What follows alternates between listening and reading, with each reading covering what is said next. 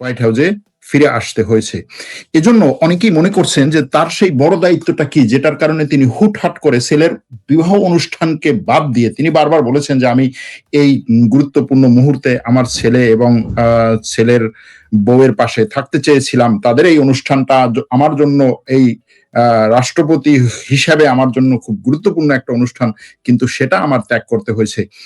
কি এমন গুরুত্বপূর্ণ কাজের জন্য তিনি তার এই ছেলের বিয়ে অনুষ্ঠান ত্যাগ করেছেন এবং উইকেন্ডে অর্থাৎ সাপ্তাহিক ছুটির দিনে তিনি তড়িঘড়ি করে ওয়াশিংটনে ফিরে এসেছেন।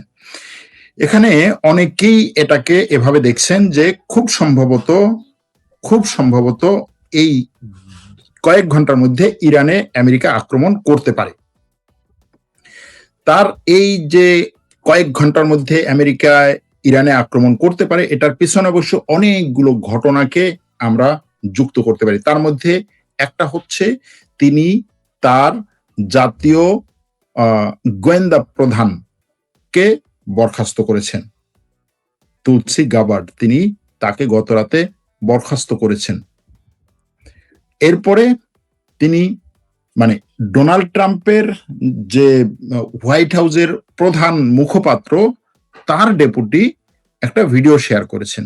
ভিডিওটা হচ্ছে আমেরিকার বোমারু বিমান উড়ছে।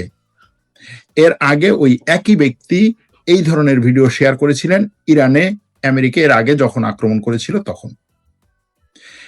এরপরে আরেকটা ঘটনা এটার সাথে অ্যাড করা যায়, সেটা হচ্ছে ইরানের পক্ষ থেকে স্পষ্টভাবে বলা হচ্ছে যে আমরা চুক্তির কাছাকাছি আসি নাই, চুক্তির কাছাকাছি আসার মতো কোনো পরিস্থিতিতে আমরা নাই। কারণ হচ্ছে আমেরিকা এবং আমাদের মধ্যে অনেকগুলো বিষয়ে গভীর দূরত্ব আছে এবং এই গভীর দূরত্ব খুব সহজে সমাধান হওয়ার না। কারণ আমেরিকা তোড়জোড় করছে, আমেরিকা বেশি চাপ দিচ্ছে আমাদের এই পরমাণু প্রকল্প বন্ধ করা এবং আমাদের সাথে থাকা ইউরেনিয়াম সমৃদ্ধ করা ইউরেনিয়ামকে পুরোপুরি দেশের বাইরে পাঠানো, যেটা আমাদের সর্বোচ্চ ধর্মীয় নেতার আদেশ অনুযায়ী কোনোভাবেই আমরা এটাকে দেশের বাইরে পাঠাতে পারবো না।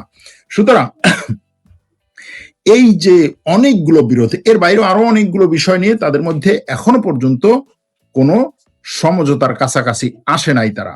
এবং ইরানের পক্ষ থেকে এটা বলা হচ্ছে, সৌদি আরবের গণমাধ্যম আল আরাবিয়া যে খবরটি প্রচার করেছিল গতকাল যে ইরান এবং আমেরিকার মধ্যে একটা খসড়া চুক্তি হয়েছে, সেই চুক্তির ডকুমেন্ট তাদের কাছে এসেছে এবং সেখানে 9টা পয়েন্ট তারা নিয়ে এসেছে, সেটাও সঠিক না।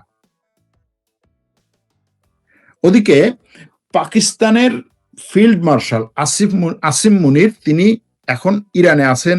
ইরানে আলোচনা করছেন যে একটা যুদ্ধবিরতিতে পৌঁছানো সম্ভব। একই সাথে কাতারের ঊর্ধ্বতন কর্মকর্তারাও এখন ইরানে আছেন।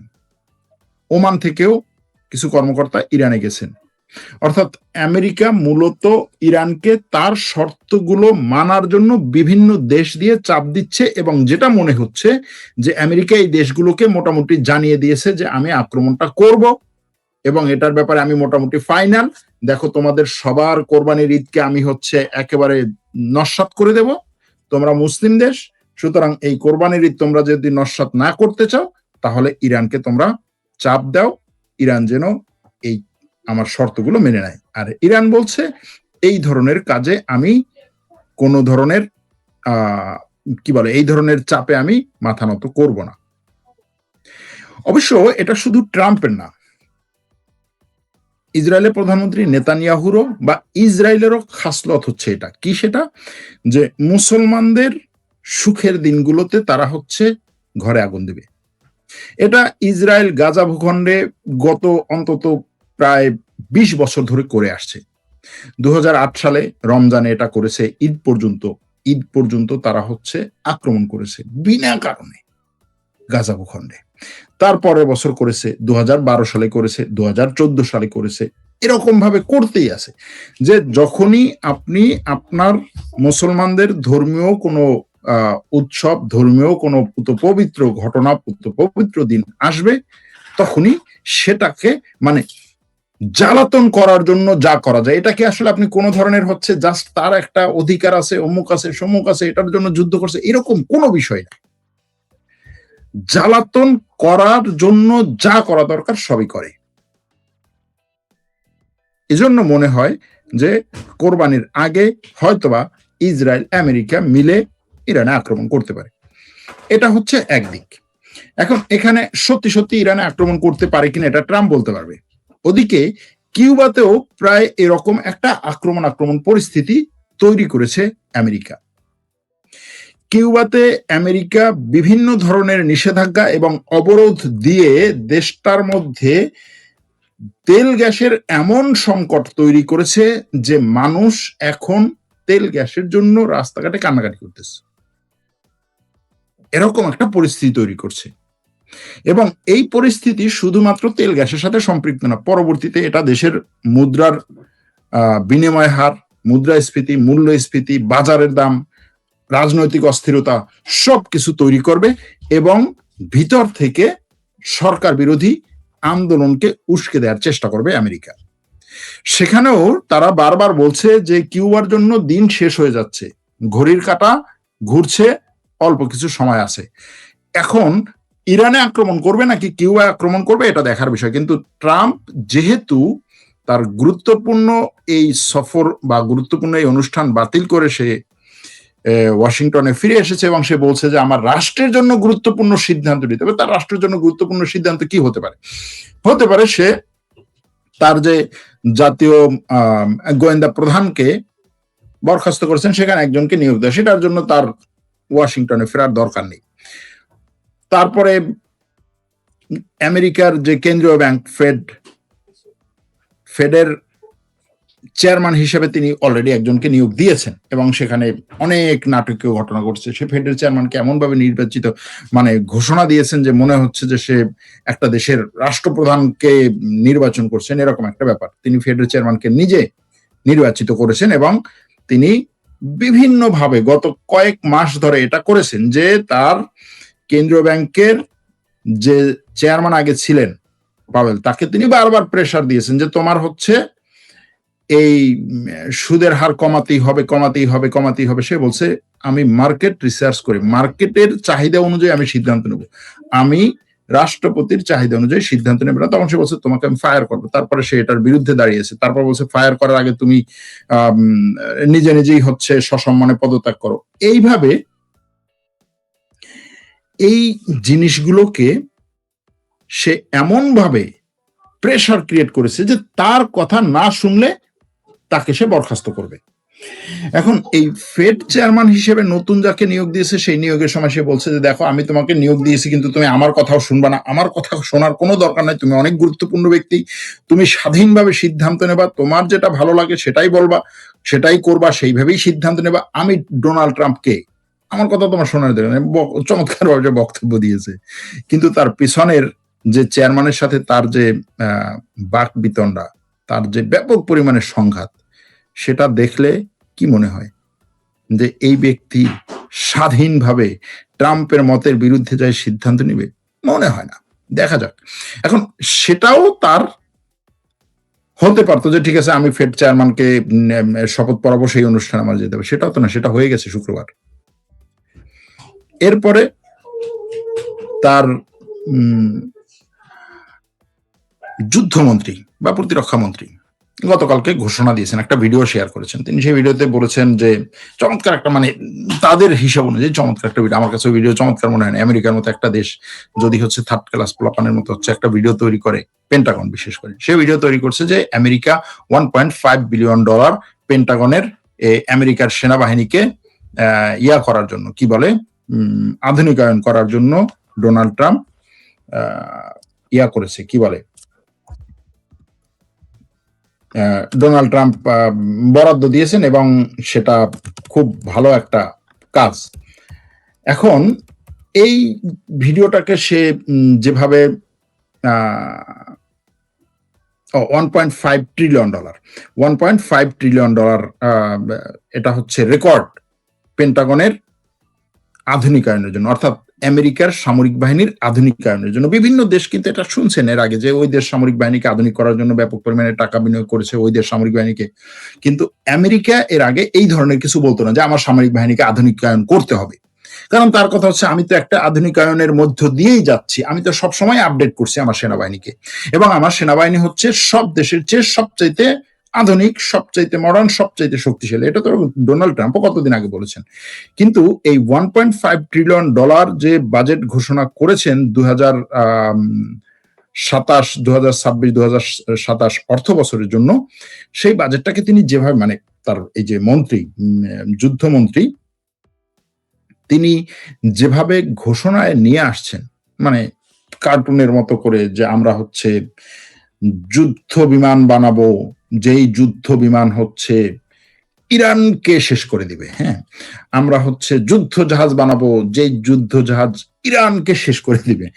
আমরা হচ্ছে এয়ার ডিফেন্স সিস্টেম বানাবো, যেই এয়ার ডিফেন্স সিস্টেম ইরানের আক্রমণ থেকে আমাদের দেশকে রক্ষা করবে। আমরা হচ্ছে এমন সব অস্ত্র বানাবো, যেই অস্ত্র ইরানকে দাঁড়াতেই দিবে না।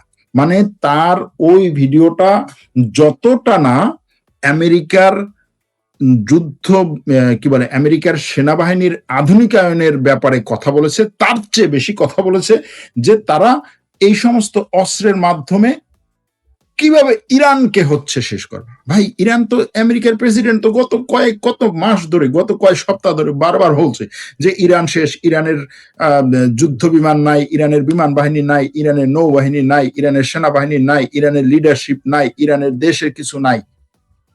তাহলে সেই ইরানকে কেন তার এই আধুনিকায়নের যে $1.5 ট্রিলিয়ন যে অস্ত্রের কথা তারা বলছে বা $1.5 ট্রিলিয়ন যে আধুনিকায়ন প্রকল্পের কথা বলছে, সেখানে 1 নম্বর এবং প্রধান টার্গেট কেন ইরান?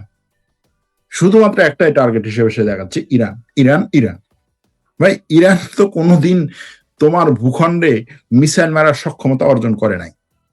ইরানের হাতে যদি পরমাণু অস্ত্র থাকেও সেটাও তোমার ভূখণ্ডে গিয়ে পড়ার মতো সক্ষমতা এখনো পর্যন্ত ইরান অর্জন করে নাই। আর ইরান কখনোই আমেরিকার জন্য প্রধান থ্রেট না, এটা আমেরিকার সবগুলো গোয়েন্দা সংস্থার রিপোর্টে এসেছে। এর আগে আমেরিকার অভ্যন্তরীণ গোয়েন্দা সংস্থার প্রধান সে পদত্যাগ করলো, এখন জাতীয় গোয়েন্দা সংস্থার প্রধান পদত্যাগ করলো। এর মানে হচ্ছে যে গোয়েন্দা সংস্থাগুলো বারবার ইরান সম্পর্কে যে তথ্য দিচ্ছে তাতে ট্রাম্প খুশি হচ্ছে না। আরে না, তুমি বলছো যে ইরান আমার উপরে কোনো হুমকি না, তাহলে আমি জনগণকে কি দেখাবো?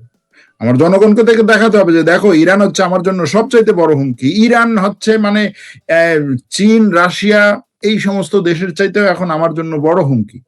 এটা তার দেখাতে হবে, এবং এটা দেখিয়ে সে এই যুদ্ধটাকে জায়েজ করতে চাইছে এবং একটা চুক্তি করে যে হ্যাঁ, আমি এমন একটা চুক্তিতে এসে পৌঁছেছি যেই চুক্তিটার মাধ্যমে আমি ইরানকে মোটামুটি কবজা করে ফেলেছি। এখন এই যে পাকিস্তানের সেনাপ্রধান আসিম মুনির তেহরানে পৌঁছেছেন, তেহরান বলছে আলোচনায় বড় ধরনের পার্থক্য আছে, হরমুজ প্রণালীতে জাহাজের নিরাপত্তা বজায় রাখার জন্য আমেরিকা কিছু শর্ত দিয়েছে, ইরান সেই সমস্ত শর্ত মানে নাই। আবার গাজায় নতুন একটা খবর উঠেছে, সেটা হচ্ছে গাজায় ইসরায়েলি বাহিনীর বিরুদ্ধে যৌন নির্যাতনের অভিযোগ উঠেছে, যেই অভিযোগের প্রেক্ষিতে ইসরায়েলের সাথে কোন দেশগুলোর, ইসরায়েলের সাথে ইউরোপের দেশগুলোর উত্তেজনা বাড়ছে। এখন এই ইসরায়েলের সাথে ইউরোপের দেশগুলোর এই ঘটনা নিয়ে উত্তেজনা বাড়ার যে বিষয়টা, ইউরোপ এখনো পর্যন্ত এমন কোন পর্যায়ে যায় নাই যে ইসরায়েলের বিরুদ্ধে সে সিদ্ধান্ত নেবে, বিশেষ করে ইউরোপীয় ইউনিয়ন এখনো সেই পর্যায়ে যায় নাই এবং তার সেই সিদ্ধান্ত নেওয়ার মতো কোনো অবস্থা নেই। যদিও এখন মুখ রক্ষার জন্য সে বিভিন্ন ধরনের কথাবার্তা বলছে যে আমরা ইসরায়েলি সেটেলারদের বিরুদ্ধে এই অ্যাকশন নিচ্ছি। দেখেন, এই বিষয়টা আপনাদের সামনে বহুবার আসছে যে ইসরায়েলি সেটেলারদের বিরুদ্ধে বা এই যে দখলদারদের বিরুদ্ধে ইউরোপ অনেক ধরনের নিষেধাজ্ঞা নিয়ে আসছে। কি, ইউরোপ ইসরায়েলি দখলদারদের সাথে আমরা কোনো ব্যবসা করব না, ইসরায়েলি দখলদারদের কাছে আমরা কিছু বিক্রি করব না, ইসরায়েলি দখলদারদেরকে আমাদের দেশে উঠতে দেব না, ইউরোপে উড়ে আসতে দেব না, ঢুকতে দেব না, ইসরায়েলি দখলদারদের কোনো সম্পদ যদি হচ্ছে ইউরোপে থাকে আমরা সেগুলো জব্দ করবো। কেন? কারণ হচ্ছে ইসরায়েলি দখলদাররা ফিলিস্তিনিদের উপরে যে আক্রমণগুলো করছে, ফিলিস্তিনিদেরকে তাদের ঘর বাড়ি থেকে তাড়িয়ে দিচ্ছে, তাদের ঘর বাড়িতে আঘাত করছে, ফিলিস্তিনিদের গাছপালা, শাকসবজি এগুলো ক্ষেত খামার নষ্ট করছে, তাদের অলিভ অয়েল ট্রি বা হচ্ছে এই জয়তুন গাছ এগুলোকে ধ্বংস করছে, তারপরে ফিলিস্তিনিদেরকে রাস্তাঘাটে ধরে মারছে, এই সমস্ত কারণে। ভালো কথা, এইগুলো যদি দোষ হয় এবং সেই দোষের কারণে যদি ইসরায়েলি দখলদাররা শাস্তি পেতে পারে ইউরোপের কাছে, তাহলে বিনা কারণে বোমা মেরে পুরো ঘর বাড়ি, মানুষজন, শিশু, বাচ্চা সব সহ একেবারে মাটির নিচে, ধ্বংসস্তূপের নিচে ফেলে যে মারে ইসরায়েল, রাস্তাঘাটে শুধুমাত্র সাধারণ মানুষ না, স্বাস্থ্যকর্মীদেরকে অ্যাম্বুলেন্সে করে তারা গিয়েছে, কোনো একটা জায়গায় আক্রমণ হয়েছে, সেখান থেকে ওই আক্রান্ত ব্যক্তিকে নিয়ে অ্যাম্বুলেন্সে উঠাচ্ছে, সেই সময় ইসরায়েল আবার সেই অ্যাম্বুলেন্সে সেই আক্রান্ত ব্যক্তি সহ এই প্যারামেডিকদের উপরে যে আক্রমণ করেছে, যেটার ভিডিও ফুটেজ সারা বিশ্বের কাছে আছে। সাংবাদিক যে শুধুমাত্র তার কাজ হচ্ছে ক্যামেরার সামনে খবর পড়া, সেই সাংবাদিককে ধরে ধরে টার্গেট করে করে যে হত্যা করেছে ইসরায়েল। রাস্তা দিয়ে জাস্ট হচ্ছে মানুষ যাচ্ছে, যাওয়ার অনুমতি দিয়েছে, সেখানে শরণার্থীরা উত্তর গাজা থেকে দক্ষিণ গাজার দিকে যাওয়ার সময় যে পরিমাণ শরণার্থীকে মেরেছে ইসরায়েল, তার বিরুদ্ধে তাহলে কি ধরনের সিদ্ধান্ত নেওয়া দরকার? এমনকি সেই ইসরায়েলের মন্ত্রীদের বিরুদ্ধে আন্তর্জাতিক আদালত সিদ্ধান্ত নিয়েছে যে তাদের উপরে গ্রেফতারি পরোয়ানা জারি করা হোক। এইটুকুর কারণে পর্যন্ত পুরো ইউরোপের বিভিন্ন দেশ বলছে না না না না, এটা তো করা যাবে না, এটা কোনোভাবেই মেনে নেওয়া যাবে না। আন্তর্জাতিক আদালতের সিদ্ধান্ত নিছে, সে হচ্ছে মুসলমানদের দ্বারা প্রভাবিত, সে স্বাধীন আদালত না। আপনার বিরুদ্ধে যখন যাবে তখন স্বাধীন আদালত না, আপনার পক্ষে যখন যাবে তখন সে স্বাধীন আদালত হয়ে যায়। আর সেটেলার এই দখলদারদের বিরুদ্ধে এরকম মানে মুখ রক্ষার কিছু সিদ্ধান্ত নিচ্ছে। কারণ কি জানেন? কারণ হচ্ছে তারা মুসলমানদেরকে ভালোবাসার জন্য। কারণ হচ্ছে তাদের দেশে এখন যে পরিমাণ এই যুদ্ধটা নিয়ে জনমত গড়ে উঠেছে, সেই জনমতকে প্রশমিত করতে, সেই জনমতের সাপোর্ট নিতে তার কিছু না কিছু করে দেখানো দরকার। সে সেটা করে দেখাচ্ছে।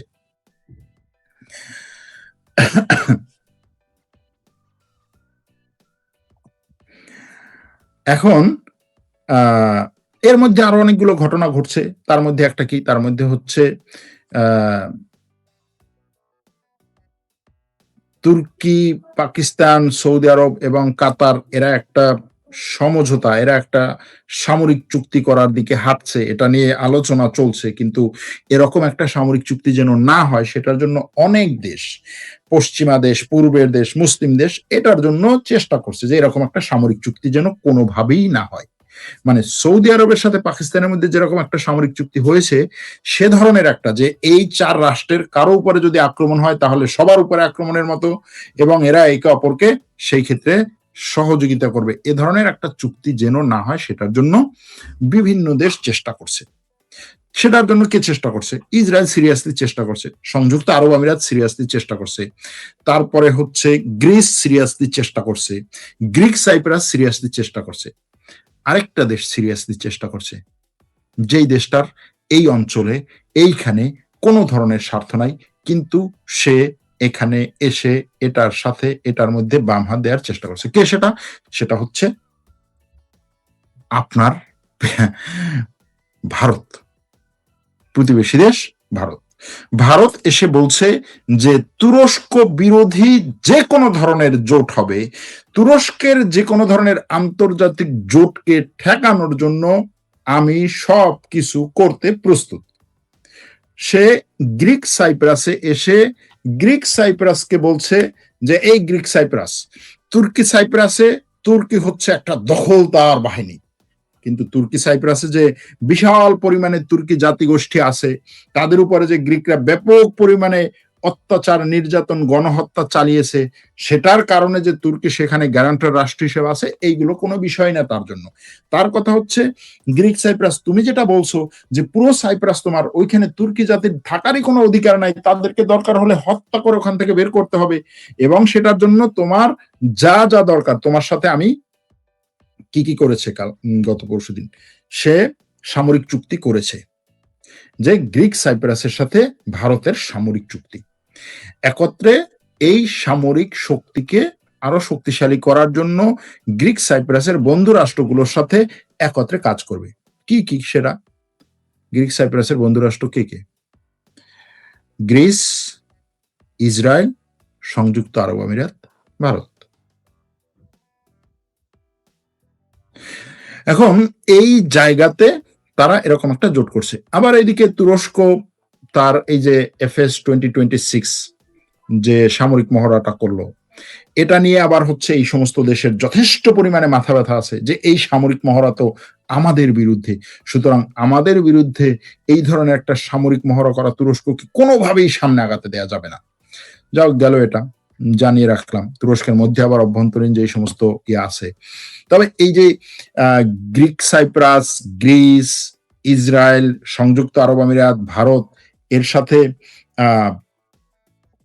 ইউরোপের কোনো দেশ নাই। ইউরোপের অনেক দেশ আছে, কিন্তু সবার আগে ইউরোপের কোন দুটো দেশ আছে? একটা হচ্ছে ব্রিটেন, আরেকটা হচ্ছে ফ্রান্স। ব্রিটেন এবং ফ্রান্স সিরিয়াসলি এই জায়গাতে তারা তুর্কি বিরোধী অবস্থানে আছে, এবং এই অবস্থান তারা আরো শক্তিশালী করবে। এখন